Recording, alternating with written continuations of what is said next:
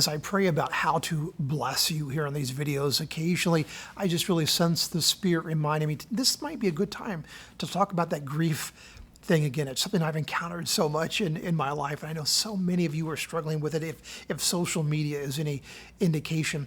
I think it's important to note about grief is that it's not just about the death of a loved one, but it can happen at a number of different levels. Legitimate lifelong grief can happen. Perhaps you've had an unfaithful spouse, or you've lost a relationship, you've lost a dear friend, perhaps.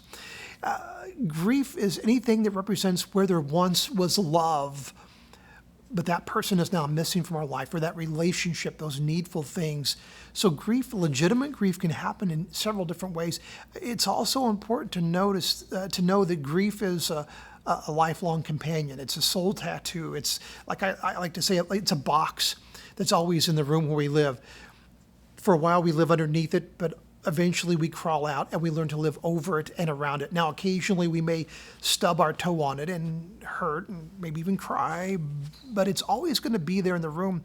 It's just a matter of creating habits, forming relationships that help us to live over it and around it and not under it. And if you're struggling with grief, I want to bless you today that because I know that we never truly get over grief, but that God helps you to, blesses you with the ability to live over the grief and not under your grief. It's going to be there. It's going to be a lifelong companion, but may God give you the blessing of taking a fresh step in an area where you are grieving and learn to live over and around the grief. And a side blessing on those days when you stubbed your toe on the grief and it hurts. May God give you the blessing of taking that deep breath and holy pause and being able to move forward still and to live the abundant life God made you to live. May it be so in the name of Jesus. And by the way, if you are grieving and need somebody to talk to about it, you're always welcome to message me here, and would be glad to dialogue with you further.